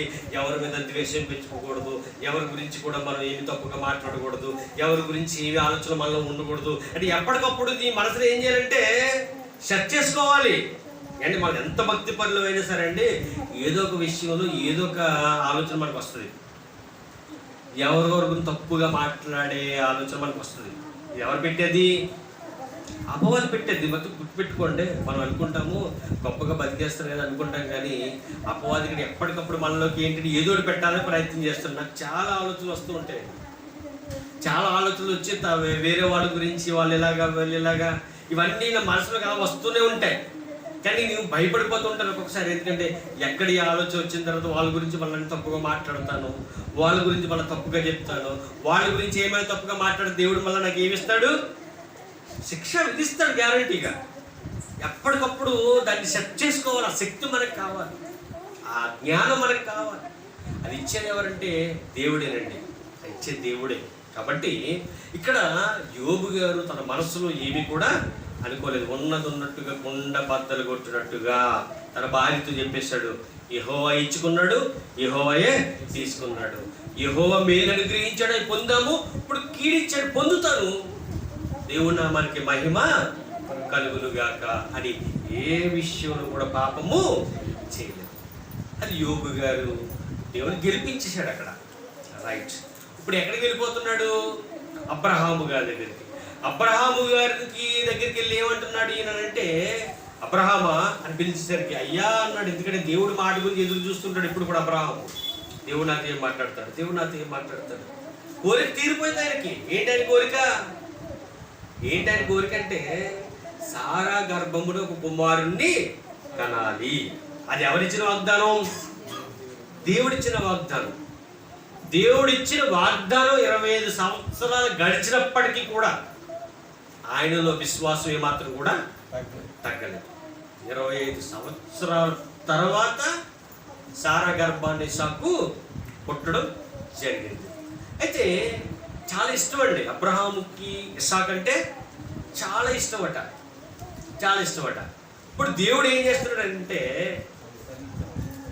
మరొకసారి పరిశోధిస్తున్నాడు. ఎవరిని? అబ్రహాము గారిని పిలిచాడు. పిలిచిన తర్వాత అన్నాడట, ఇదిగో నేను చెప్పబోయే పర్వతం దగ్గరికి తీసుకుని వెళ్ళు. ఎవరిని? నీ కుమారుణ్ణి అన్నాడా? అంటే ఇంకో విషయం ఏంటంటే అబ్రహాం గారికి మరో కుమారుడు ఉన్నాడు. ఎవరైనా?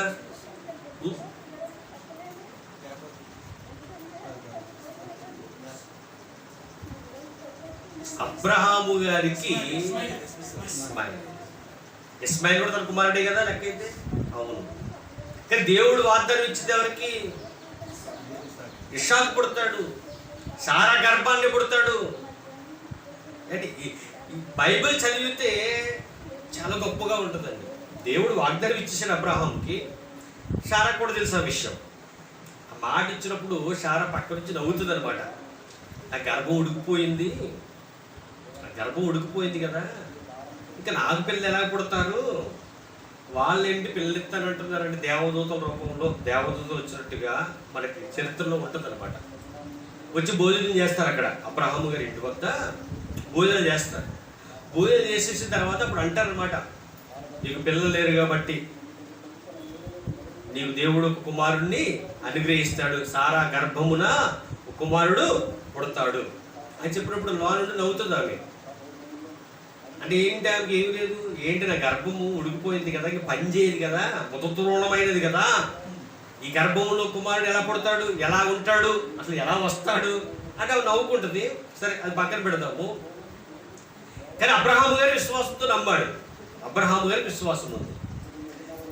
అలా గడుస్తుంటుంది. ఇంటి ఇన్ని సంవత్సరాలు చెప్పలేదు కదా, మరి గర్భాలు ఇస్తానన్నాడు తప్ప పలానా డేట్లో ఇస్తానని చెప్పలే దేవుడు. ఇలాగా అబ్రహాము గారి విశ్వాసంతో ముందు కొనసాగుతూ ఉంటాడు. కానీ సారా గారికి ఏమవుతుందంటే పిల్లలు లేరు. అప్పుడు తన దగ్గర పనిచేసే దాసిని అబ్రహాము గారికి ఇచ్చి పెళ్లి చేస్తాడు. అప్పుడు వాళ్ళిద్దరికి పుట్టే కుమారుడే ఎవరు? ఇస్మాయిల్. ఇప్పుడు ఈ ముస్లిం సంతానం అంతా ఎవరి ద్వారా వచ్చింది? ఇస్మాయిల్. అబ్రహాం గురించి కూడా చాలా గొప్పగా రాసుకుంటారు వాళ్ళ యొక్క గ్రంథాల్లో, ముస్లిం యొక్క గ్రంథాల్లో అబ్రహాము గారి గురించి చాలా చక్కగా రాసుకుంటారు. ఎందుకు? ఇస్మాయిల్కి తండ్రి కాబట్టి. చరిత్ర ఇది పుట్టుకొచ్చింది కాదు ఎక్కడో, ఇంచుమించు కొన్ని దేశాలలో ముస్లిమ్స్ ఉన్నారు. ఈ ముస్లిమ్స్ అందరూ కూడా ఎవరిని నమ్ముతారంటే అబ్రహాముని నమ్ముతారు. యేసుక్రీస్తు ప్రభు వారిని కూడా నమ్ముతారు, ఒక ప్రవక్తగా. అంతే. అంటే మామూలుగా నమ్ముతున్నారంటే ఆల్రెడీ వీళ్ళు ఉన్నారనిగా, అంటే చరిత్ర ఉందని కదా. దీని గురించి చాలా గొడవ జరుగుతున్నాయి. అంటే దాని కూడా మనకెందుకు, మనం వెళ్ళేది ఏంటంటే దేవుడి పట్ల దృఢమైన విశ్వాసంతో ముందుకు కొనసాగడం. మన భక్తి ఎలా ఉండాలంటే మన భక్తి చేస్తున్నామంటే ఆ భక్తి వలన మరొక కొంతమంది రక్షింపబడాలి, మరొక కొంతమంది దేవుళ్ళలోనికి రావాలి, పట్టబడాలి. కేవలం మన భక్తి అలాగే ఉండాలి. ప్రేమ దేవుడి వల్ల ఆ భక్తి మనం కొనసాగించాలి. ఆ భక్తిని కొనసాగించే రీతిగానే మనం ముందుకి కొనసాగాలి. మనం అందరి గురించి ప్రార్థన చేయాలి. ప్రార్థనలో ముఖ్యంగా ఏముండాలంటే వాక్యంతో చాలా మంది పట్టబడాలి. ఇక్కడ ఈ అబ్రహాము గారితో దేవుడు మాట్లాడుతూ అన్నాడు, నీకు ఉన్న కుమారుణ్ణి తీసుకొచ్చే అని చెప్పి ఒక్కొక్క మాట కూడా అన్నాడు. ఆ మాట చూడండి జాగ్రత్తగా. 22వ అధ్యాయంలో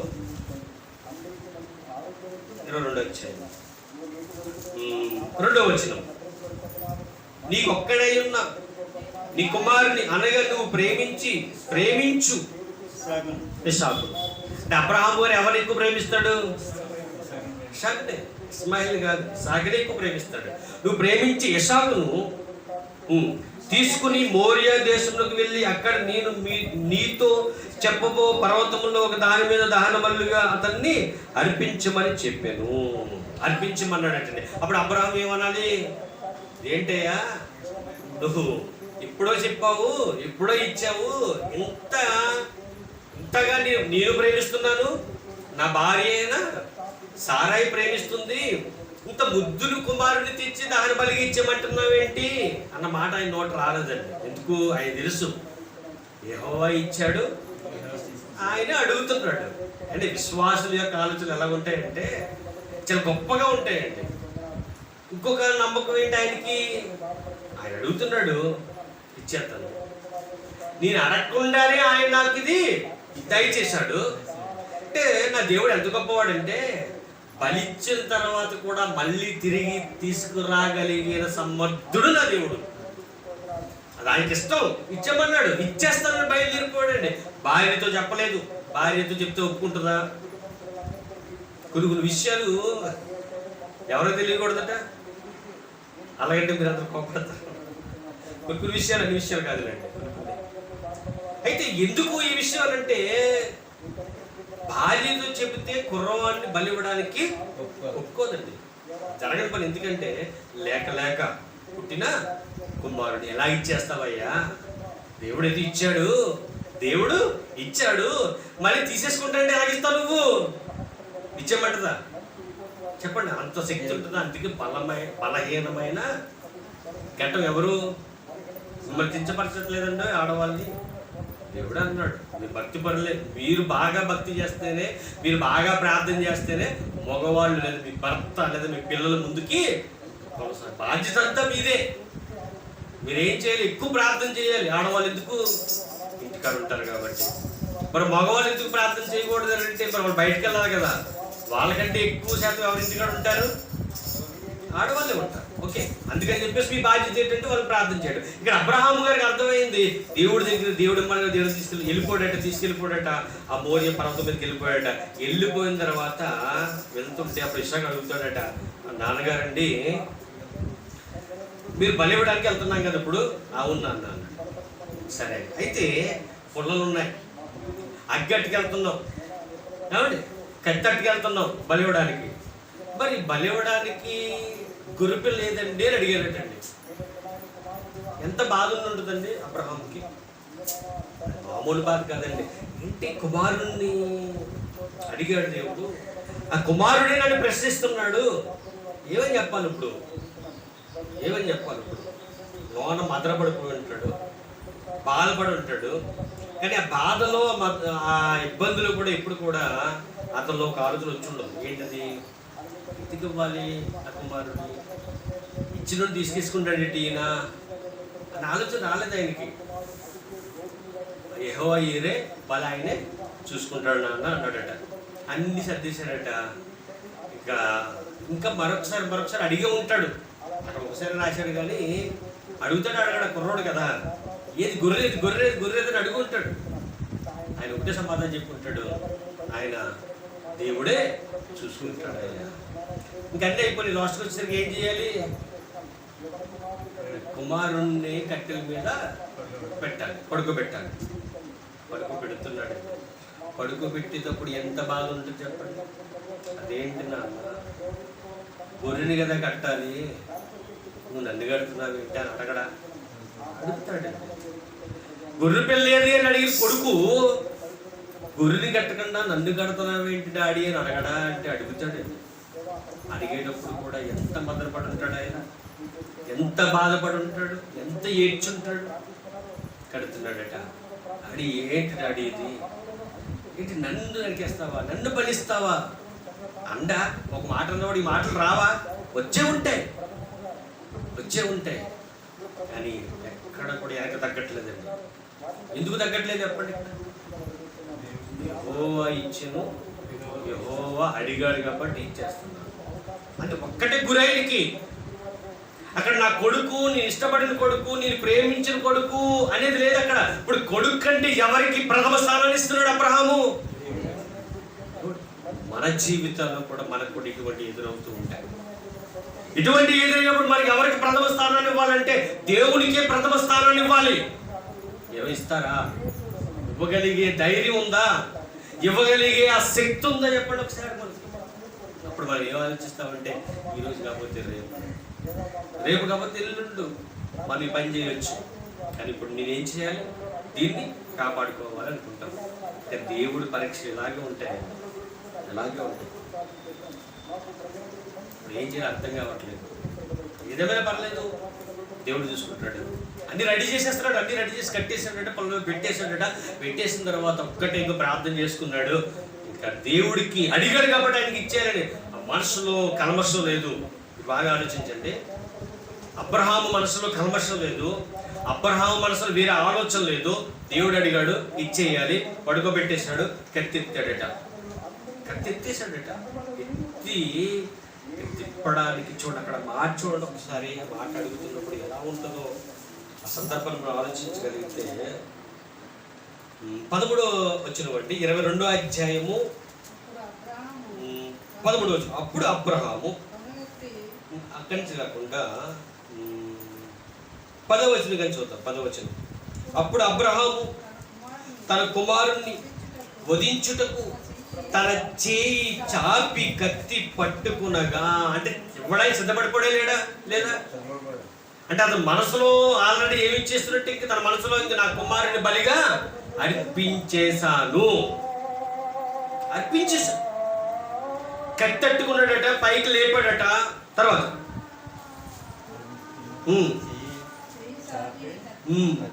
పట్టుకునగా అబ్రహామా అని పిలిచెను. అందుకతను చిత్తం ప్రభువా అని, కత్తి ఎత్తగానే ఇంక పడిపోతుందని ఒక్క నిమిషం కూడా ఉండకపోవచ్చు. అబ్రహామా, అబ్రహాము అని పిలిచినప్పుడు ఆయన వెంటనే ఏమన్నాడు? ఆయన చిత్తం ప్రభువా. ఆటోమేటిక్ గా దేవుడి దృష్టిలో అబ్రహాము బలిచ్చేశాడు. అబ్రహాం బలిచ్చేశాడు. ఈరోజు మనకు కూడా అది నేర్పిస్తున్నాడు. నువ్వు ఏదైతే అనుకున్నావో అది చేయడానికి నిర్ణయించుకో, నువ్వు సిద్ధపడిపో, అది దేవుడికి నువ్వు అర్పించేసినట్టే అంటున్నాడు. అప్పుడు ఏమన్నాడు చూడండి, ఎంత గొప్ప మాట అంటాడు అక్కడ. అప్పుడు ఆయన ఆ చిన్నవారి మీద చెయ్యి వేయకము, అతను ఏమీ చేయకము, నీవు ఒక్కడైనా నీ కుమారుని నాకీయ వెనక తీయలేదు గనుక నీవు దేవునికి భయపడువాడు అని ఇందువలన నాకు కనబడినను. అంటే ఇక్కడ ఏమర్థమైందంటే, ఇంక అబ్రహాములో ఉన్న విశ్వాసం పరిపూర్ణమైనది. విశ్వాసం ఎలాంటిదట? పరిపూర్ణమైన విశ్వాసము, గొప్ప విశ్వాసము.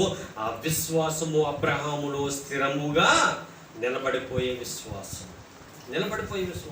దేవుడికి ఇంకా ఆ మాట అబ్రహాముతో చెప్పేస్తాడు. ఇంకా ఏమనంటే, అబ్రహామా, నాకు అర్థమైందయ్యా, నువ్వు ప్రేమించిన కుమారుడి కంటే నువ్వు నన్నే బాగా ప్రేమిస్తున్నావు. నువ్వు ప్రేమించిన నీ కుమారుడి కంటే నువ్వు ఎక్కువ ఎవరికి ప్రథమ స్థానం ఇచ్చావంటే నీ దేవుడైనా యెహోవాకి ప్రథమ స్థానాన్ని ఇచ్చావు. ఈరోజు మిమ్మల్ని అడుగుతున్నాడు, మీరు ఎవరికి ప్రథమ స్థానాన్ని ఇచ్చారు? ఎవరికి ప్రథమ స్థానాన్ని ఇచ్చారు? అప్పుడు దేవుడు ఏమన్నాడు తెలుసా? చూడ కిందకి 13వ వచనం. అప్పుడు అబ్రహాము కన్నులెత్తి చూడగా పొదల్లో కొమ్ములతో తగులుకుని ఉన్న ఒక పొట్టేలు వెనక తట్టును కనబడెను.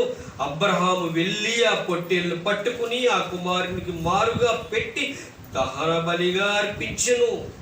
అబ్రహాము ఆ చోటికి యెహోవా ఈరే అని పేరు పెట్టెను. అందుచేత యెహోవా పర్వతం మీద చూచుకును అని నేటి వరకు చెప్పబడెను. యెహోవా దూత రెండవ వారు పరలోకము నుండి అబ్రహామును పిలిచి ఇట్లనెను. మరొక్కసారి దేవుని దూత, అంటే దేవుడే మాట్లాడుతున్నాడు. ఏమని? 17వ వచనం, 16వ వచనం.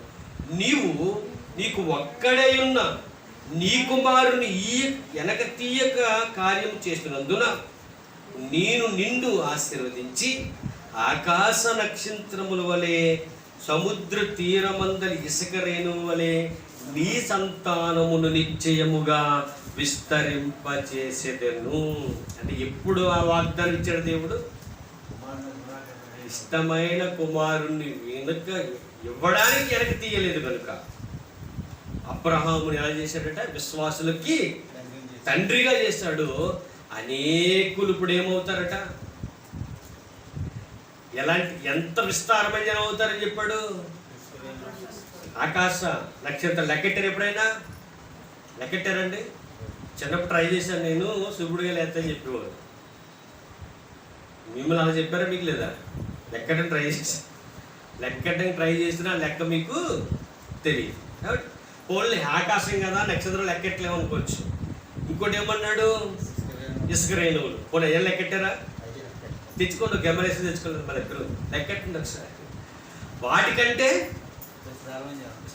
అంటే చూడండి, ఇక్కడ ఇది జరగడానికి కారణం ఏంటంటే అబ్రహాముని కూడా పరీక్షించాడు. అబ్రహాము కూడా దేవునికి ఒక గొప్పవాడిగా కనిపించాడు.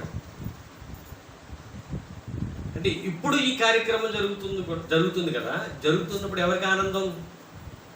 దేవుడికి ఆనందం అండి. అందుకే కదా ఒక మాట అంటాడు, నీ వాక్యం విని మారు మనసు పొంది పాప క్షమాపణ నిమిత్తము ఎవరైతే బాప్తిసం తీసుకుంటారో ఆ తీసుకున్న క్షణాల్లో పరలోకమందున్న నీవును నీతో పాటు ఉన్న దేవదూతలను గొప్ప విందు చేసుకుంటాయి. 100 మందిలో 99 మంది మారు మనసు లేని వారి కంటే మారు మనసు కలిగిన ఒక్క వారి గురించి దేవుడు ఏం చేస్తాడట? ఆనందపడతాడు, సంతోషపడతాడు. ఒక గొర్రెల కాపరి గురించి చెప్తే ఒక్కొక్క వాళ్ళు అంటాడు కదా, 99 మొత్తం 100 గొర్రెలు ఉన్నాయట. 100 గొర్రెల్లో గొర్రె తప్పిపోయిందట. ఆ గొర్రె ఎటువంటిది? మంచి గొర్రె, మారు మనసు కలిగిన గొర్రె. కానీ 99 గొర్రెలు కూడా వాటికి ఏం లేదు, మారు మనసు లేదు. అంటే మనుషుల లెక్క ప్రకారం మనం పోల్చుకుంటే, అంటే 99 విడిచిపెట్టేశాడట, తప్పిపోయిన గొర్రె గురించి వెళ్ళిపోయాడట.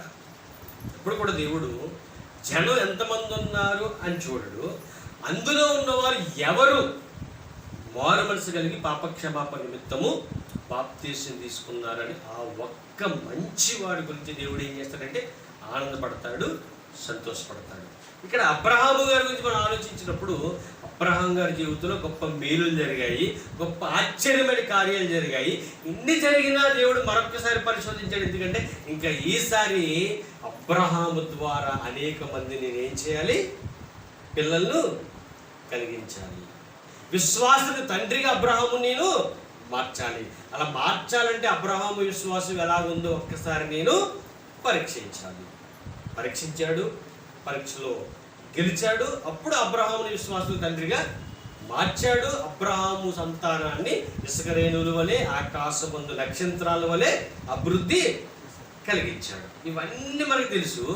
అయితే ఇక్కడ వచ్చిన ఒక పాయింట్ ఏంటంటే, మీరు లేదా నేను, మీరా లేదా నేను దేవునికి నచ్చిన విధంగా బ్రతుకుతున్నావా లేదా? దేవుణ్ణి సంతోషపెట్టే విధంగా మనం బ్రతుకుతున్నామా లేదా? మరొక విషయం ఏంటంటే, మీ జీవితాల్లో ఎవరికి ప్రథమ స్థానాన్ని మనం ఇస్తున్నాము? ఒక్కొక్కరు ఒక్కొక్క దానికి ఇస్తారుగా.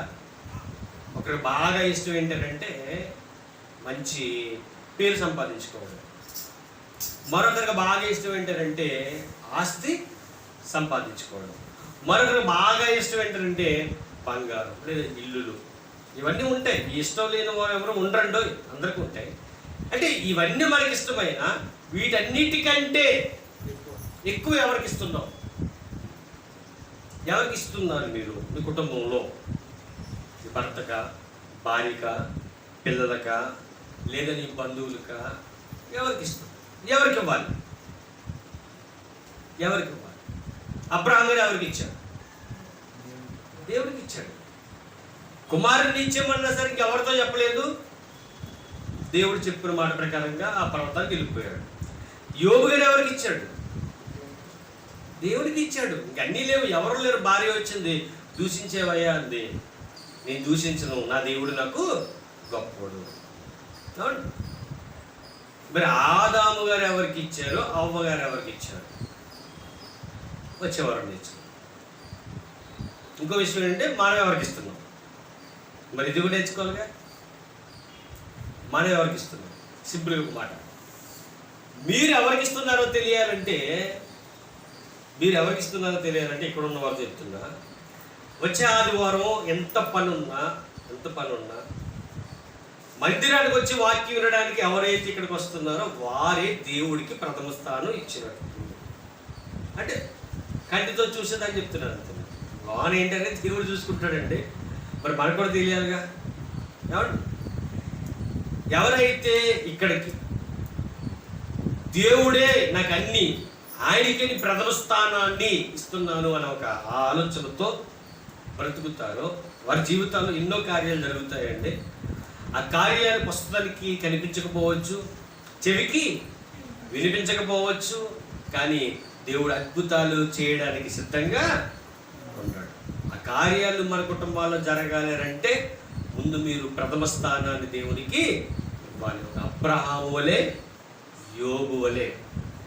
ఆదాము అవ్వ ఎవరికి ఇచ్చారో మటుకు వచ్చే వారం నేర్చుకుందాం.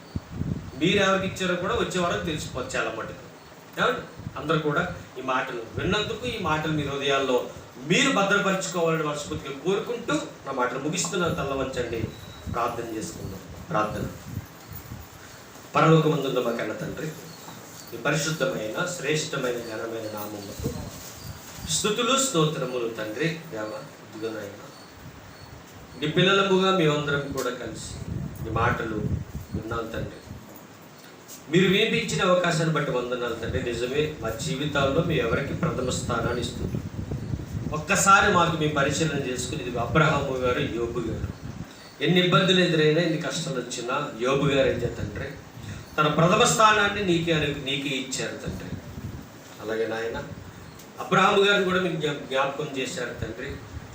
అబ్రహాము గారు కూడా తనలో నా యొక్క స్థానాన్ని, ప్రథమ స్థానాన్ని మీకే ఇచ్చారు తండ్రి. మరి మేము ఎవరికి ఇస్తున్నామో ఒక్కసారి పరిశీలన చేసుకునే తండ్రి. మేము మా బంధువులకి ఇస్తున్నామా, మా భార్యకి ఇస్తున్నామా, నా భర్తకి ఇస్తున్నామా, పిల్లలకి ఇస్తున్నామా, ఒక్కసారి మాకు మేముగా పరిశీలన చేసుకుని ఎవరికి ఇస్తున్నామో గ్రహించి, నీకు ఇవ్వకపోతే నీకు ఇచ్చేవారిగా మేము అందరం ఉండటం దయచేసి మీరు సహాయము దయచేయమని. అలాగే నాయన ప్రతి ఒక్కరి పట్ల కూడా గొప్ప కార్యం మీరు జరిపిస్తారు. మా కొరకు త్వరలో రాని ఉన్న యేసుక్రీస్తు వరకు నామముని ప్రార్థన మనములు అడిగి వేడుకొని చున్నాము తండ్రి. ఆమేన్. అందరికీ వందనాలండి.